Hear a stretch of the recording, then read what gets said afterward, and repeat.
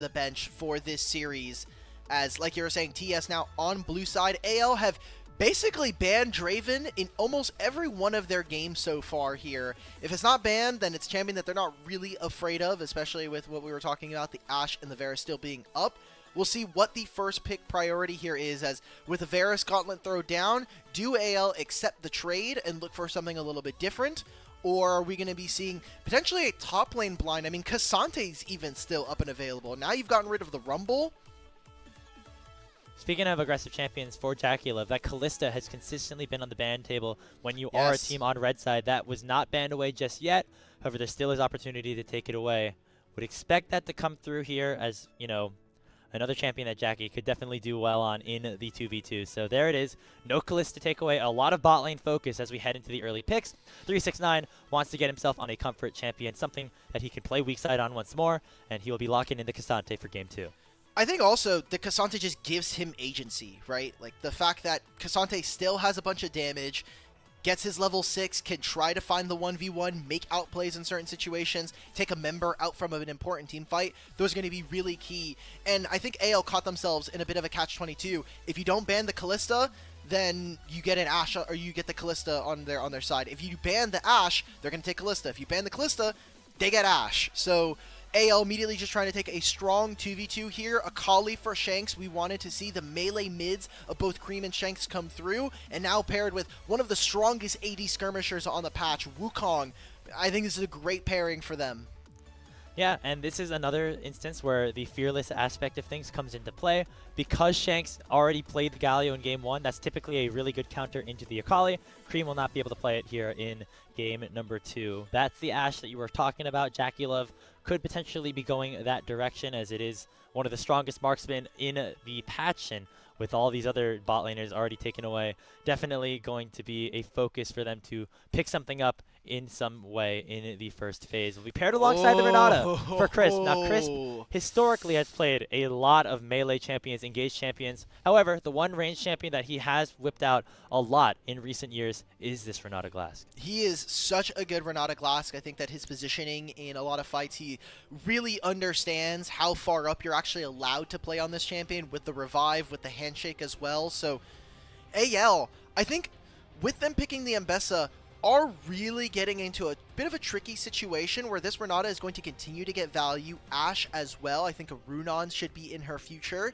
as with the bottom lane picked here for the side of TES, they can start to get rid of any uncomfortable matchups that they'd be looking for. Although, for me, I think I'd be looking at trying to target someone like Kael here, as he has been such a big initiator for the team. And as long as you can take away more of those support pools, Alistar and Rel is already gone, so got to be thinking about Braum and the Rakan.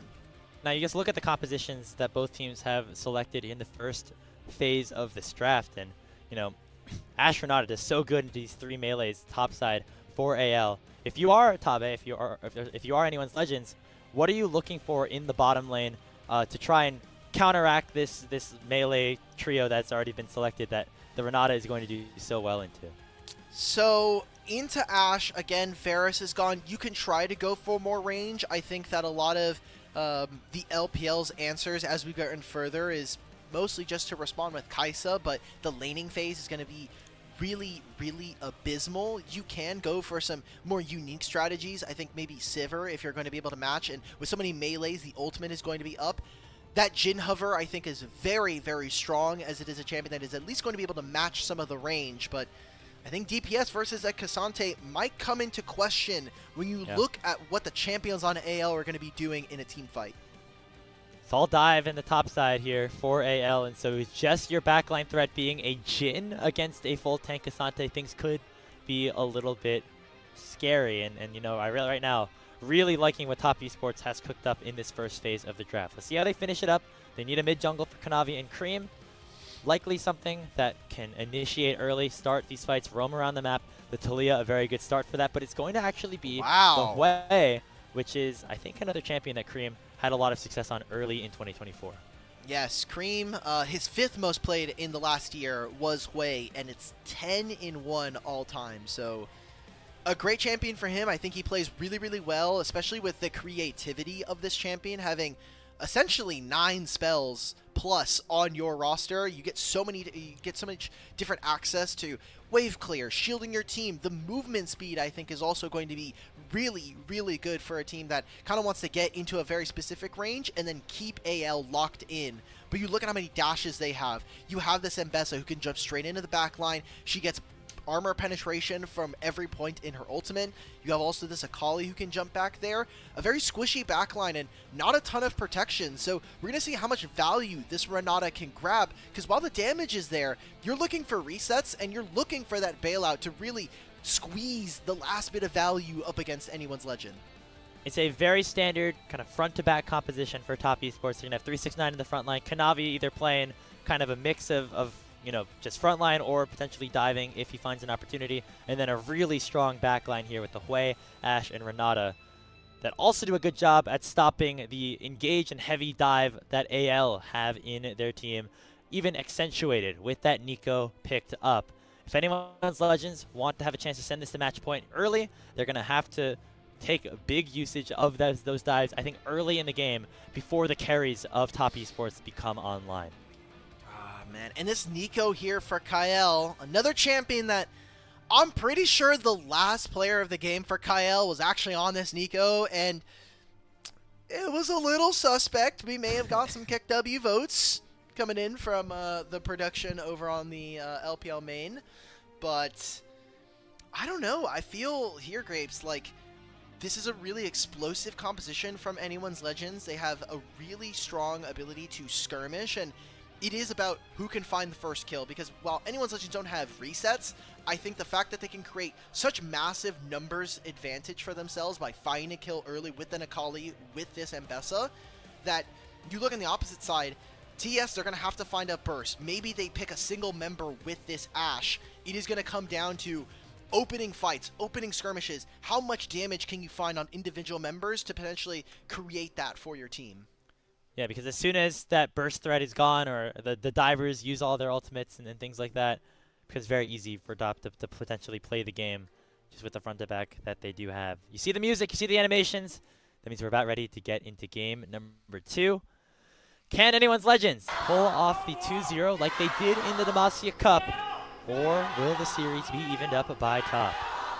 Man, I love the different kinds of skyboxes we've been getting. They have been using a lot of this, the Mythmaker ones. That's what we just saw with the Jin skin as well. That is the Prestige. So it's cool.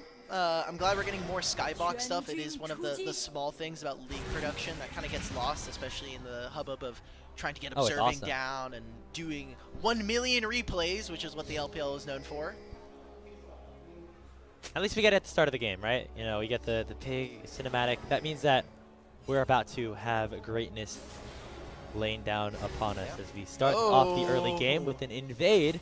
Now, Kanavi and the gang are spotted out by a nice little trinket placed there by AL. So Tarzan and the rest of the squad definitely know that this is happening. Smite fight is going to be won, I believe, by Kanavi, so they get what they want. No level 2 going to be unlocked for Ida Jungler. And I like this from Flandre. By sitting in mid lane, he doesn't know where the lane swap is. They're waiting for everybody to show. He even stays for the potential starting fight there, but Tarzan missing out on a large portion of experience, like you had noted, by stealing the big chicken. He gets to be close to level 2, although it doesn't really matter, and most of it is for getting that early level 2, but he's going to get it anyway because he started up the blue buff. Yeah, and so kind of those reverse lanes that we saw a little bit later in game number 1, but this time it will be AL trying to force the initiative a little bit in this 2v2 for the top side. Again, very curious to see that top esports is the one to initiate these swaps. I guess just because they have 369, who is historically such a strong weak side player, they feel comfortable going for that swap and hoping that he's able to survive down there. But that's not going to be the case, as Flandre called out the bluff and teleported right down back. Yeah, also, something we didn't note from the draft, but we are going to see reflected in the game, is the fact that Kanavi does have a bunch of winning lanes here. I mean, range versus melee in the mid lane here. Creme already getting a lot of damage down onto Shanks early. After the first reset, it gets a little bit better, especially after first item, but until that happens, JackeyLove and Renata, or JackeyLove and Chris are doing such a good job of being able to push in this wave. And it's so dangerous as Hope and Kael. They're really looking to try to get whatever damage you can, but you're mostly surviving and looking to be a little bit more useful as you get more items, and specifically hitting level 6 on this team. And you can see as well, Kael has the heal that is both to, you know, support his bottom laner if he gets a little bit too low, but also the movement speed that it provides allows you to get a little bit closer with that pop blossom once you start channeling it. That is, of course, the main reason teams are playing this Nico support.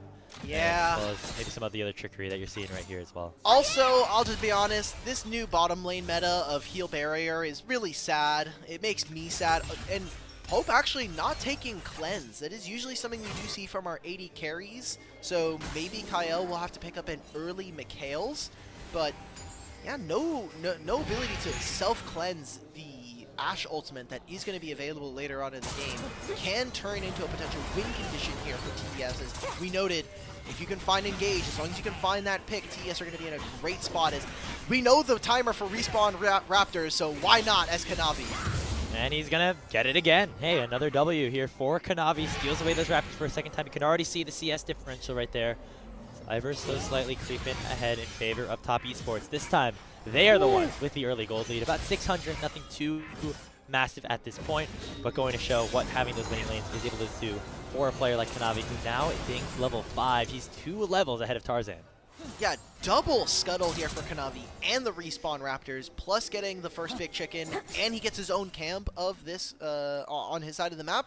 He's in a really great spot, and this was the Kanavi that we were expecting coming into TES for the year. Someone that is super, super clutch and feels almost like our version of a showmaker, not a showmaker, of a Canyon. The Canyon in the LCK, I think, has been so precise about how he plays the jungle, and same can be said for Kanavi. I think a big leader for all of those JDG rosters in the past, and here for TES, hoping to bring yet another championship for the team this year. Yeah, and you know, didn't see too much early playmaking from him in game number 1. Technically not out on the map and making ganks a thing just yet here in this game number 2, but in terms of finding early invades, finding the advantages in the clears, and giving himself a gold lead in its own right, that is definitely a good sign for Kanavi here, as they're looking to bounce back a little bit after taking that game 1 loss where Tarzan really dominated his jungle game in the early game. Viego, one of his most played, second most played in his career. So we'll see what the rest of TES are able to do and how they'll rally behind their leadership through the jungle. Fantastic job coming out from TES. It feels like a full court press onto Tarzan, who, as long as they have vision of, they know he's not on the top side. Kanavi hits an early level 6 here at 6 minutes, and they're able to grab themselves the grubs, thanks to some of the priority coming in from this double range bot lane with JackeyLove and Crisp. So far TES feel more on board this game. Maybe the first game was a bit of a snoozer. They didn't necessarily get their cup of joe, but now it feels like they're really in the groove, getting into the swing of things, and they should be looking to swap. You've got Dragon Spawn, you've already got Dragon Spawned here. You really haven't opened up all that much of an advantage through this Ambessa, so level 6s across the board. I feel really strongly TES are going to be very powerful. Oh, wow! Flandre hits level 6, immediately runs to the mid lane, and tries to find the public execution onto Creme. Does not end up connecting on the ultimate, so he will have to walk himself right back down to the bottom lane turret, and now top esports have firm control over that side of the map, knowing that the Ambessa does not have an ultimate. That Dragon, of course, going to be a big priority for them. That was a great timer coming in from Flandre, and that speaks a lot to the ingenuity, saying, look, I'm over this wall. They're maybe not expecting for an Ambessa to make that roam from the lane. He catches the wave in time. He gets right back into this. You already see TES move their bottom lane to go contest for this Dragon. There is no flash on Creme, and so once Tarzan hits level 6, I'm going to be expecting to see how AL are going to be playing around this summoner spell that is missing. But first 3 grubs, no kills yet, but a second epic monster, so getting closer and closer to a lot of those feats of strength.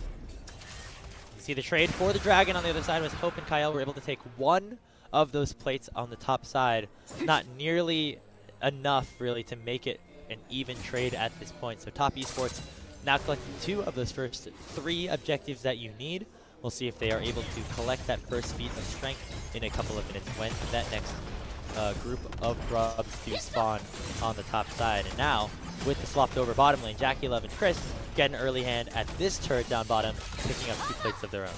Hope got stuck on that top wave. He really wanted to get one more wave in, and while yes, they got the plate, they lose 2 here versus JackeyLove and Crisp. So TES, a good job so far in this early game of applying pressure, and again, this just feels more in line with the TES that we know from this last year of really kind of leveraging the mechanical prowess of a lot of your teammates, and then kind of looking to empower their jungler. Last year is with Tien and kind of what he could do in the early game.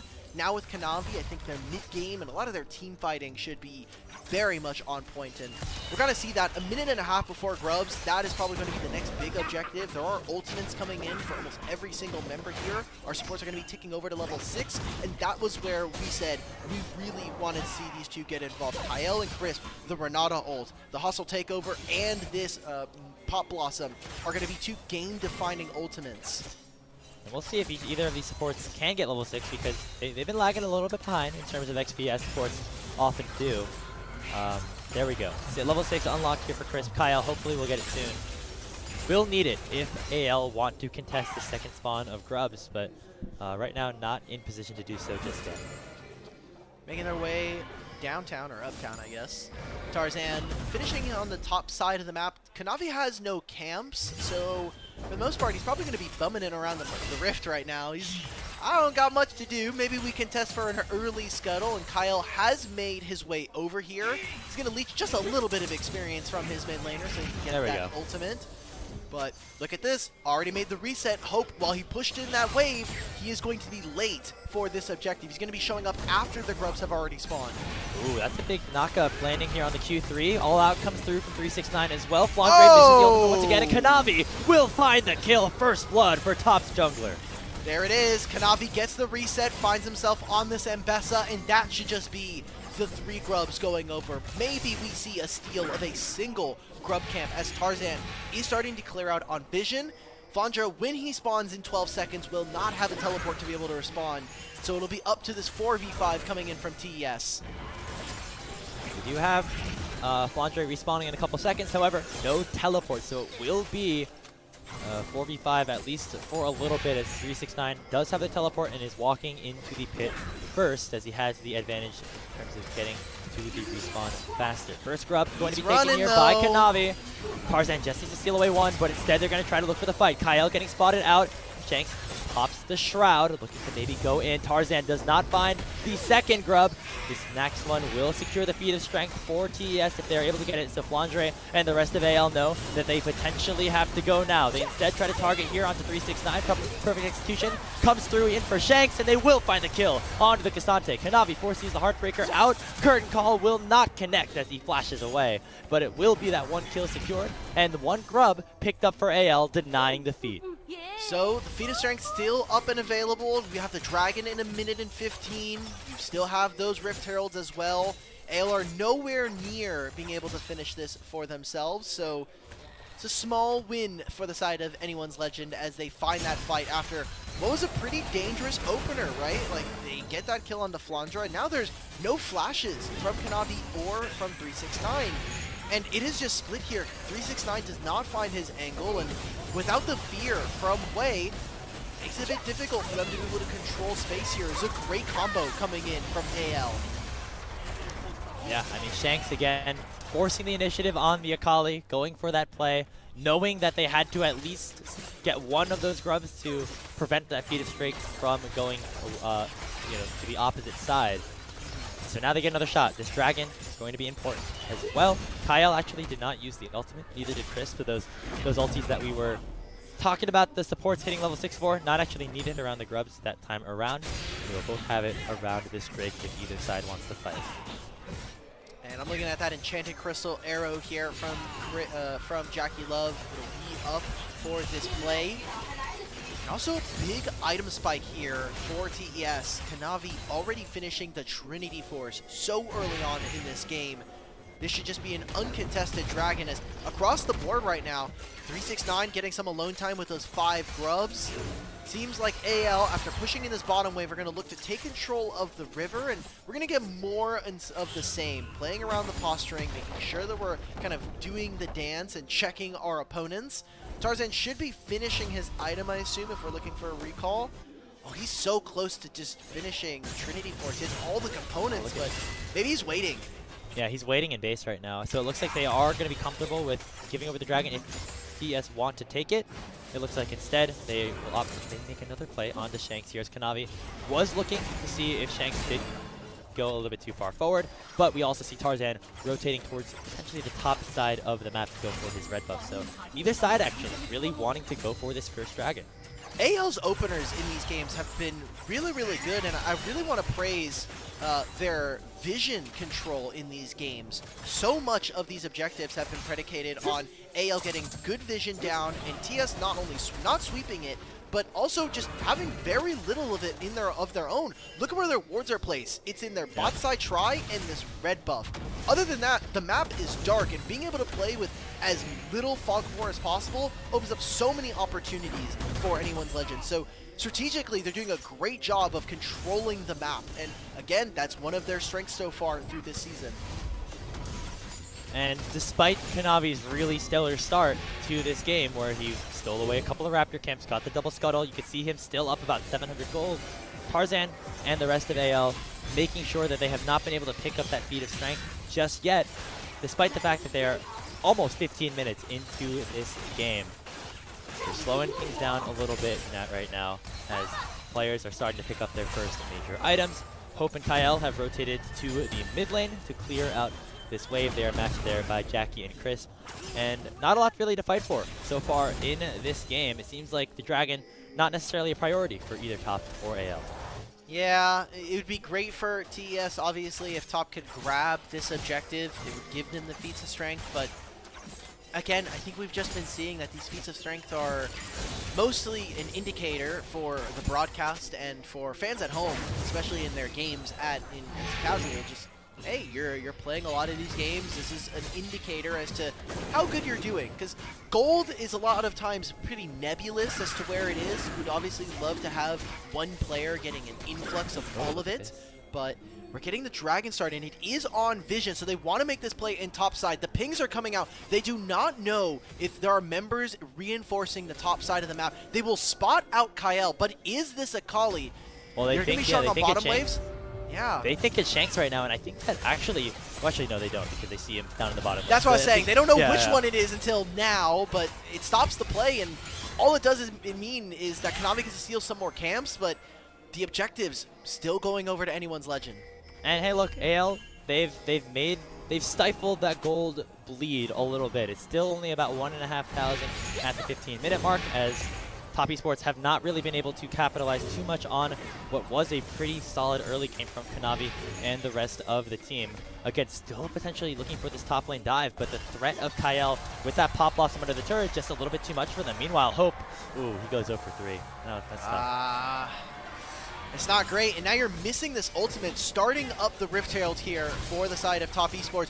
Creme is going to have to TP into this play. He's actually going for the mid lane, and Shanks will be able to walk here a little bit closer. So looks like the Herald's going over, but maybe there's a fight after. So that is the feat of strength as well as the Rift Herald picked up for Kanavi. However, he potentially is publicly executed. Flash on top of him from Kael, and not even the bailout will save him. Now a two-man Cyclone onto JackeyLove and Chris by Tarzan, and that will be Hope picking up the kill onto his fellow AD carry. Chris, the next on the menu. Tier 1 turret doesn't matter when you got all 5 of anyone's legends going on to you. It is 3 kills going over to the red side as they win a decisive fight around the Rift Herald. Top Esports win the objective, but get absolutely blasted in that fight. Mechanically speaking, from AL, they execute so well. Kael finds the pick onto Kanavi, and then even the bottom lane. We didn't get to see it because we were so focused on the chase out through the top side, but watching Shanks in that fight was incredible, and Flandre still showing some of that innovation that we've been crediting this team for a lot of their wins. Gets the public execution at the very max range, and then despite having the bailout, even with this ultimate, no other members of AL are really getting taken up on this. And I know we can't see it in this replay, but Shanks this entire time, he gets the Spiraling Despair put on top of him. He doesn't care. He uses the ult to get right on top of Creme and forces him out of this fight, even with 369 next to him. So TES just look like a shell of their former selves from this last year, and they don't even look like they're putting up much of a fight versus AL. Yeah, Kanavi just getting targeted despite him having that really strong game in terms of finding the camps, finding the objectives. Just gets singled out by Flandre and Kael right there and taken out of the fight before he really can do anything. Remember, the way top esports composition works, you need to get that reset. You need to get this Viego going. Otherwise, the dive threat from AL is just a little bit too much, and I think that has to be the name of the game if you are anyone's Legends. Use the Nico ultimate, use the Mbessa ult onto Kanavi to make sure those resets do not happen onto, right now, one of the game's strongest players. It is part of the reason why just being able to have so much vision in their favor is so important, and what I would like to see from TES is now with this turret down in the bottom lane is how are they actually able to utilize this Ashe ultimate, because we actually haven't really seen JackeyLove be that impactful in this game. Oh, we're getting a replay. Thank you. All the Shanks lovers are back at home. There we go. Okay, so yeah, he gets a Spiraling Despair, does a huge combo onto him, and then he's just able to beat back out. All those soul laners are gone from that fight from TES, so thank you for the observers for showing that. And there we go. TES yet again playing them out just a little bit better this time around. Something we saw in game one was the fact that they were able to focus on getting these turrets, and hopefully, with the point that I was making before, now with a little bit longer lanes, I want to see them try to make picks with JackeyLove's ultimate. That is one way you can get those resets and get your numbers advantage. Man, I mean, that was an insane set of movements there by Shanks. I mean, he looked like a cowboy, kind of like just herding the cattle around, making sure that the soul laners top were not able to collapse upon the rest of his team, and he did so incredibly admirably, you know, chasing him around, buying so much space for the rest of his team to pick up the rest of those kills. And of course, with Shanks escaping with his life. We know both of these players so good on these assassins, things like the Silas and Akali. I'm glad that we get to see Shanks on this pick in this game. Okay, Eragon has spawned. Probably not an objective we're going to be seeing too much fighting around, at least in this early portion of the game. With all of those turrets going down, we didn't mention it, but TES did grab themselves the Feats of Strength. And they have a lot of damage to be actually able to take this. Although, looking at their composition and looking at their items, a lot of them are pretty close to hitting 2 items. And so that'll probably be when we start to see TES. And if they don't look to fight on 2, I'm really worried just because I don't think you really want to fight on 3 versus Infinity Edge Jhin, 3 items on someone like Shanks or Flandre. That becomes a bit of a problem, and not to say that their damage would be lacking, I would just like to see them have a little bit more early game activity here in this second game. I guess early game's a bit rough as we're already 21 minutes in, but... Yeah, I mean, it would have been really nice to see Kanavi take the CS lead that he was able to get and maybe use it onto his side lanes and get somebody like JackeyLove ahead a little bit. But right now, behind in terms of items, as the Rift Herald is spawned in the mid lane. They're going to get this tier 1. The question is, will they get anything on top of it afterwards? Looks like the answer will be no. So 2-1 in terms of the Dragons right now for top. They are keeping themselves in this game. They have retaken control of the gold and now looking for a potential pick. Meanwhile, on the other side of the fight, they'll look at the mid lane. Curtain Call goes straight onto Creme, and Shanks will assassinate him underneath his own turret. So, with all of top indexing towards the top side of River, looking for potentially that Eragon buff, their mid laner just got singled out and taken down.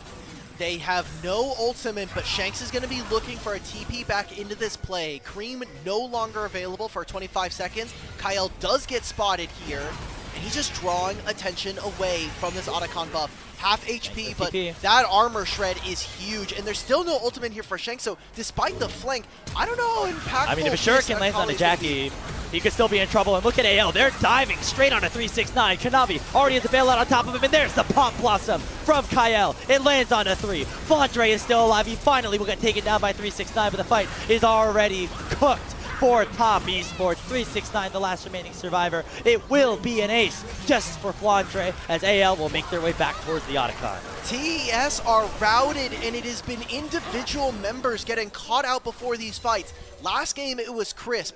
This time, Creme is getting bodied on a champion that we know him for, and it happens again? Here he goes.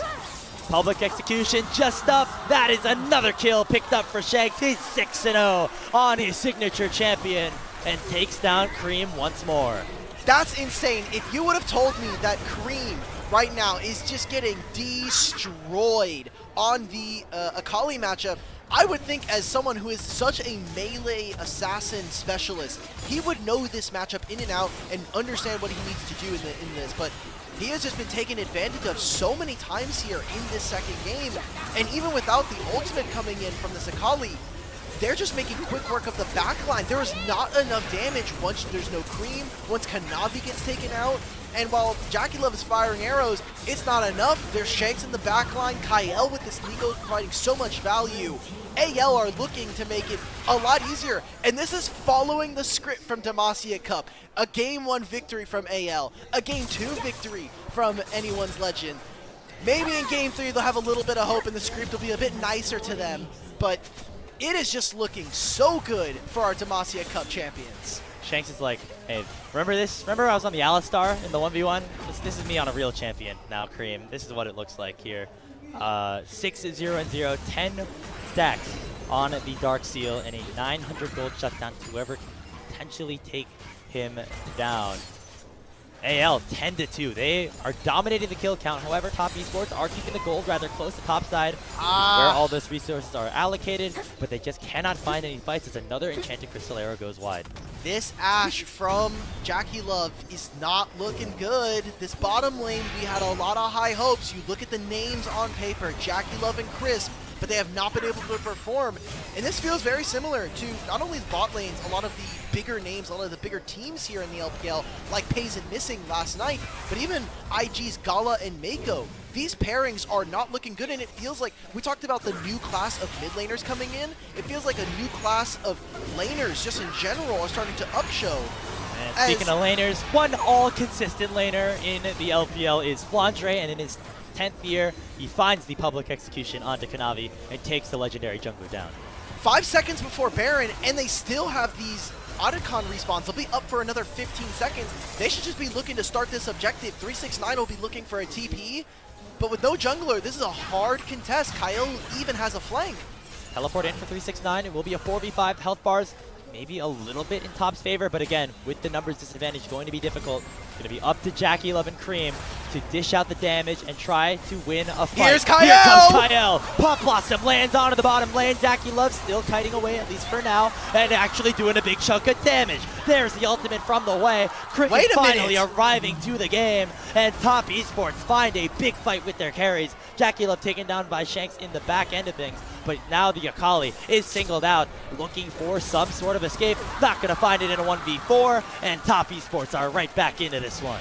AL overplay their hand with the Otacon buff spawning 369, and the rest of TES feel empowered. And while they kill the AD carry of top esports, Creme finally wakes up in this game with this way, finds a triple kill and a ton of damage coming in up against AL. I want to get a replay of that fight because I was just so personally invested into watching Kael on the Nico that I didn't get to see too much, as we got the current call coming in. Right? They're blocking, and he does not steal this. Oh. Creme gets caught! Oh my god, how do you do that? Not body blocking, allowing their mid laner to go down. Hope getting back onto the board. That's kill number 3 for him. The Jhin starting to come into fruition as well. Flandre now in a 1v2. The Ambessa has a lot of HP, does a decent amount of damage. However, Kanavi is now also strong. Teleport comes in. Shanks looking to join the fray, but he might join a little bit too late. Flandre flashes away. Kanavi looking to match him, but here comes Shanks. He's here to play. Now has to fight in a 1v3. The bailout landing on a 369, and the Q3 should be enough. Pops the stopwatch. Kanavi still everybody's here! But he's bought way much time for the rest of the squad to pull up. Hope's arrived. Kael's arrived. Kanavi at 40 HP does find the stun, but not the kill. It'll be 2 more for AL. Now there's a dragon as well. Why is Tarzan 1 HP in mid? He took down JackeyLove during all of that. AL, they said the Baron may have been a misplay. We'll give you 1 TES, but we're coming right back to get our lick. 2,000 gold now. This game has felt so close, but AL feel like they're just 1 step ahead of top esports. You know, we had 2 kills in the first 10 minutes, and I think we've had like 25 in the next, I don't know, math is hard at this point. It's 5 in the morning, so really a lot of action in the last couple minutes is what we're here to say. Let's take another look at this snipe from Hope. He did it blind and took down Creme. How does he even find Creme here? I mean, that's just unlucky. Hey, report Crisp yet again. Crisp ruining the game for Creme. There we go. But Ambessa tries to find something. It's almost level 16, which I thought maybe there's some play there, but I think the Drake count steps, the amount of Omni-Vamp that this champion has access to thanks to the ultimate is making this very difficult for TES, and obviously we talked about how long it's spent. We're obviously going to see this play. I want to see what happened in mid, because there's no reason for JackeyLove to be getting absolutely ran down. I mean, it's a Wukong, so as an AD carry player, I understand, but JackeyLove has just not been having the series today. He just got flashed on without flash in the mid lane. That's what happened. If you look at some of the spells down there. As, looks like JackeyLove was going to try to join the fight, then decides, nah, I'm good. And then Tarzan says, maybe you should have gone to the fight. Maybe you just shouldn't be showing on mid-wave. That is a flash from Tarzan, and the turret ramp damage was huge there, almost finding the kill onto this Wukong. But they grab the dragon during that replay, and anyone's legend 17-7, and the gold is so even. You have to imagine it's with them being able to grab the Baron, with the gold that they were able to grab from grabbing these grubs very early on. But you see, a lot of the advantage right now is in Shanks and Hope, and with these two carries, feels like almost a great repayment for anyone's legends and believing these two, especially for some of the career highs and career lows that these guys have had. I mean, obviously with Hope, we talked about that Worlds run in 2022 on JDG, but Shanks has not been a player that has had very high placements in the LPL, really being on Team WE and being kind of a middle-of-the-pack mid laner. Until last season, when he joined Anyone's Legends, made that big run, and now is suddenly potentially a young star in this league. On the other side, though, we remember what we talked about in Draft Alk, that Top have a really good front-to-back composition with a lot of solid anti-dive with the Renata. Haven't necessarily seen too much of that come to fruition. The closest we got was that fight around the Baron, where Top Esports were actually able to get a couple of kills back. However, it was quickly answered on the other side by an ace again from Anyone's Legends. However, starting to see some items come through. That's the Brunons, as you mentioned, here for JackeyLove. Creme very close to ultimate these Zanyas, and we are getting closer to these big item spikes for Top Esports, where their anti-dive and their massive backline can really come to play. And those three items are coming online here for Anyone's Legend. We talked about it and we noted it early on. It's not it's not the Infinity Edge here, as Hope is looking to try to channel that later, as he has the LDR finishing the RFC as well. But 3 items here for Shanks, 3 items for JackeyLove. If there's ever a time in this game that we need TES to walk up, it needs to be now. JackeyLove needs to have that Ashe game, and Ashe doesn't have a ton of damage in general, but maybe this is the pick. Little skirmish here in the side lane. Shanks really caught out, has to use the perfect execution to get away. Perfect! Stopwatch to get away from the arrow, and now a public execution on a JackeyLove, and Kael is here to follow up huge. The bailout will be on JackeyLove. He will be able to dish out that damage, but not enough for him to land the revive. But look at the other side of the fight. It is Kanavi and Creme absolutely destroying the front line of Anyone's Legends. They go 4 for 2 on the extended play. Finally, some fight again coming in from TES. It is a fight that is started by 369, and maybe that's just going to have to be the recipe for this series. No one else feels like they're taking the reins and wanting to take the game into their own hands. I want to go back and see how exactly, you know, Creme and Kanavi were able to carry that fight, because it looked like the dive, everything was there for AL, but that is what we were talking about all. Some of this anti-dive coming through from Top, maybe coming to fruition here as we start the play with a nice one from 369. So many spells from Shanks is already gone. There's no Shuriken flip. Now he uses the perfect execution. And finally an Ashe ultimate. While it doesn't land, I think it has done its job, which is get crowd control down onto Shanks. And this was just an overextension from Kanavi. He wants to get the reset. And the hostile takeover catching him mid-air does provide so much value, and I think it's the damage, the AoE from Creme, spiraling despair, plus getting all this DPS down onto Flandre. That is where the bread and butter of this TES roster does. You see Coach Hame kind of having a little bit of fun. He's like, finally we're doing something, but finally it's not over yet. The gold is so even, and honestly, we should be expecting that from our 2 teams here. This was a very close grand finals in Demacia Cup, and these are 2 teams that I think are really starting to ramp up, or should be looking to anyway, as we get closer to playoffs here after this group stage split. And once more, coming into this draft, I think a lot of us were potentially expecting Top to win these later game team fights if they are able to execute correctly, and if Creme is able to get online on what was one of his best champions about a year ago in the 2024 Spring Split on the way. As you mentioned, on 10-1 on this champion throughout his career, now has 3 full items with the death cap completed. That is a lot of damage for Creme to dish out. However, you look at the gold, still in favor of AL. Those carries still going to be able to dish out a ton of damage if given the opportunity. And look at the levels that are currently being bought up. Flandre, level 17, which means he does have a 3rd point in that Mbessa ultimate. He gets a free, I just want to double check the numbers on this. He gets 30% free armor penetration for simply being level 16 on Mbessa, which is huge. That's also fun. getting 15% Omnivamp from this. Just insane. This champion is going to be so difficult to deal with. Now has a death stance as well. Shanks already level 18, so the levels becoming more and more important as we talk about big key ultimates here in this game. So we await which team will strike an objective first. It is 2-2 in Drake, so this specific amount in Infernal Dragon will not result in a soul going over, just soul point. Top Esports are the one to pull the trigger first. They start up this Baron and force AL to respond. Already half HP though, and Mbessa is TPing. See if Tarzan, they're going to look to try to turn off of this fight. Solo lanes are on one side, and the rest of the team from AL are on the other. You flash forward to try to find the handshake, but Flandre dashes away as you catch these hands a little bit later as he peels away from the potential turn. 369 tanking up a lot as he is man in the front line rather admirably, but right now, a decent amount of cooldown thrown away. No flash on Chris, that could be a big one if AL want to find a target.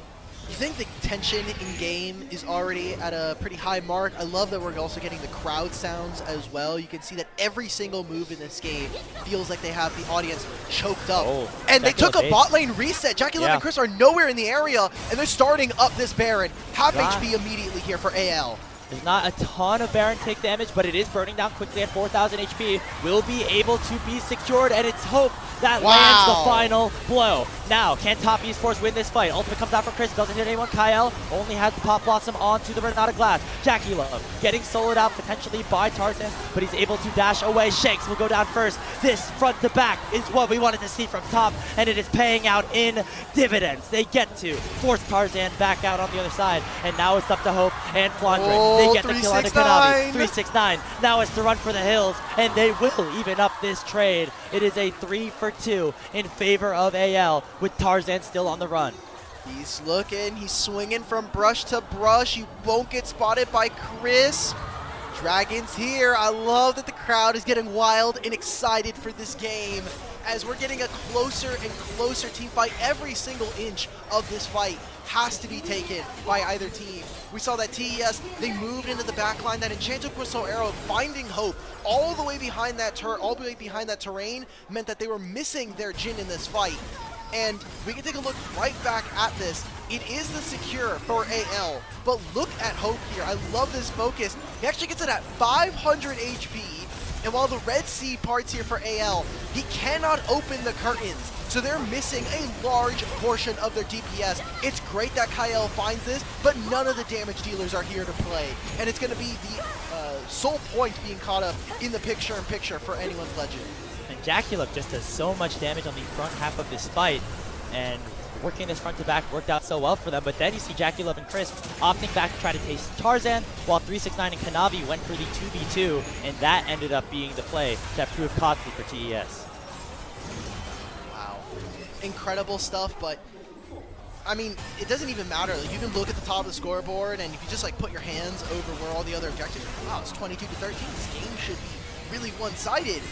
Look at how close it is. It's only 3,000. Half of that is coming from the Baron and how much gold it gives you, 1,500.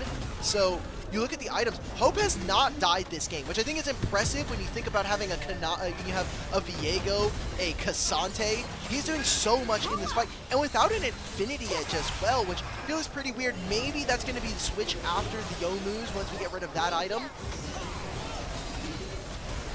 Yeah, I saw the BF sword in his inventory. I thought, oh, that's going to go for IE, but ends up going for a little bit more survivability with the Bloodthirster. I guess his thought is that I do enough damage already at 6 items, so I just want to make sure I can stay alive and not get bursted down by a Kanavi, by a 369, Sure. etc. So I still would like to see that Infinity Edge, especially as 369 continues to get stronger and stronger, has even more armor on the way with, I think, a Jock Show up next in his inventory. So, yeah, just interesting from Hope. But we'll see what that Yomu's can do. The Yomu's was the first item, so he's looking for an earlier spike. Obviously, lethality items are a bit cheaper than crit itemization, so trying to see if he can get that. But this game has gone so long. We're at 40 minutes yet again. And we got Dragon spawning in 3, 2.5 before that Baron.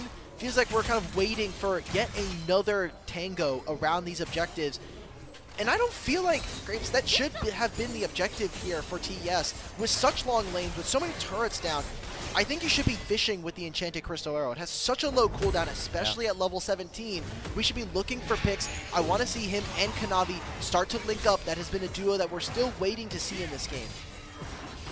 And, you know, a new duo, because Kanavi's played so much of his career on a team not named Top Esports, named JDG instead. So, we'll see if that synergy almost ends 6 up years on JDG, coming to fruition. which is crazy. Yeah. You think of him as like, oh, he's, you know, Korean jungler for a long time, but he's really like made a name for himself in the LPL, specifically with JDG. And so seeing him on a different team, although I feel like you always can kind of connect TS and JDG as being kind of the new blood top tier contenders in the LPL, definitely still a big shift for somebody like Kanavi.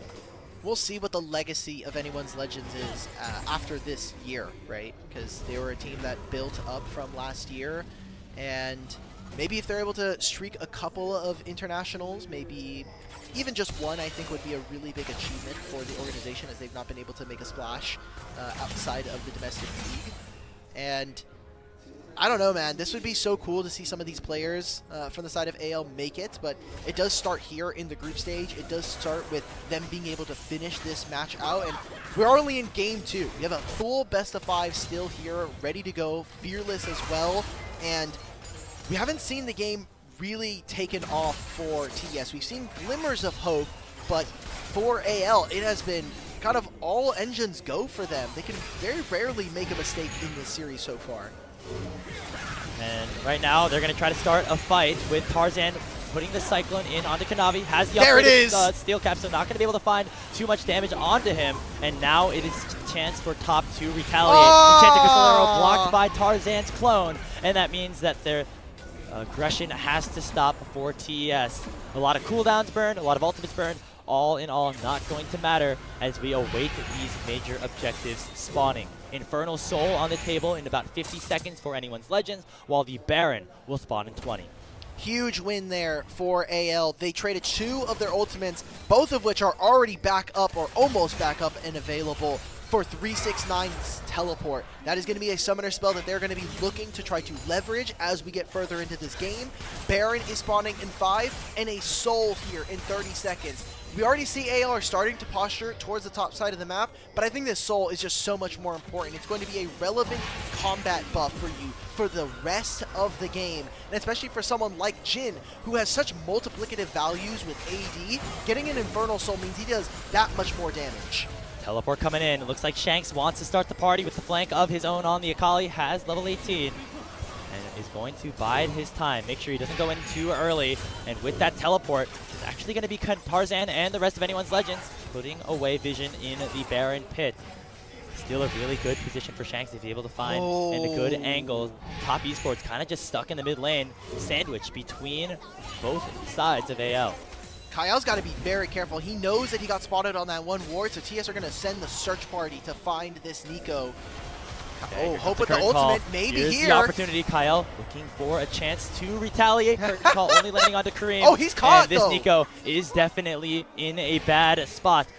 AL, they probably are in the mood to just go for a fight down mid lane, knowing that their support is in big trouble. Shanks does not find any engage just yet, as Flandre is down to about 40% HP. Dragon on the table. Somehow Kael is just still alive, as Kanavi thinks it's more important for his team to go towards the Dragon and deny the soul from their opposition.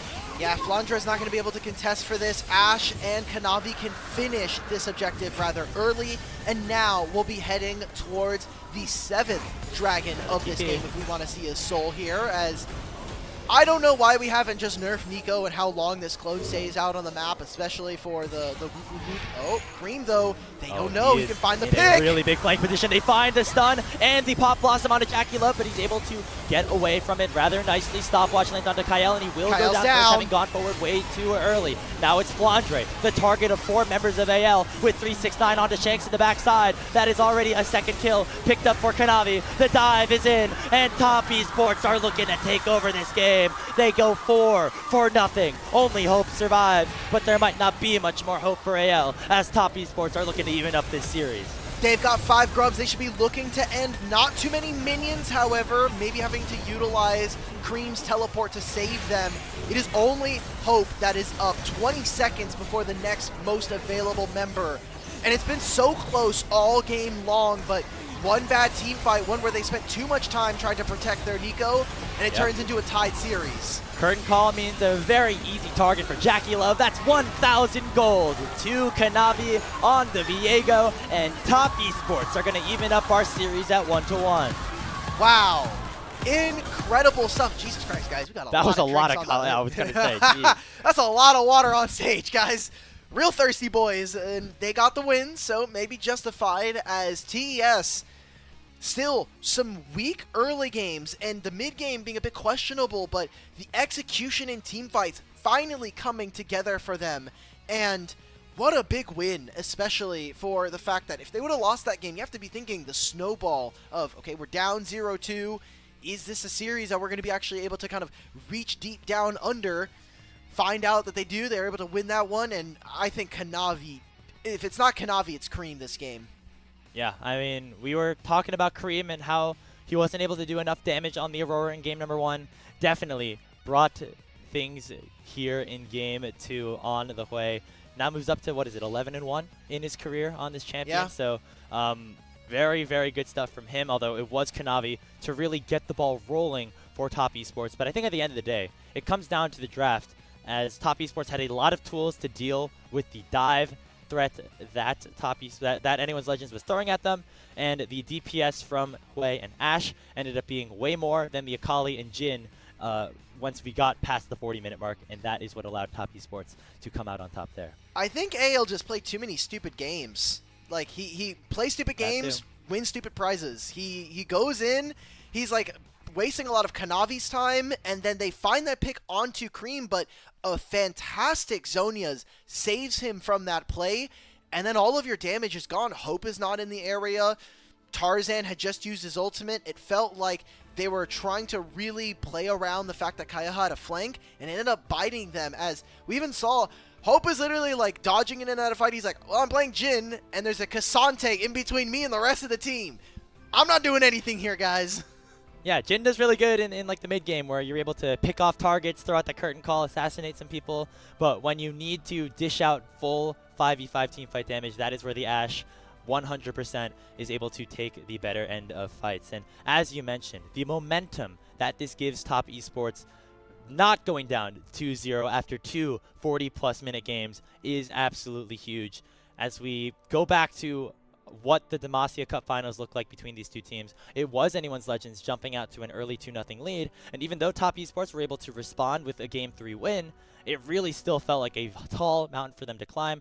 Now we have shifted things into a modified best of 3 as we take a look at the damage charts. Very well balanced just from everybody. Super well balanced. Kanavi having twice the amount of damage as Tarzan, I feel, really tells a lot of what happened in this game. You look at the gold difference as well.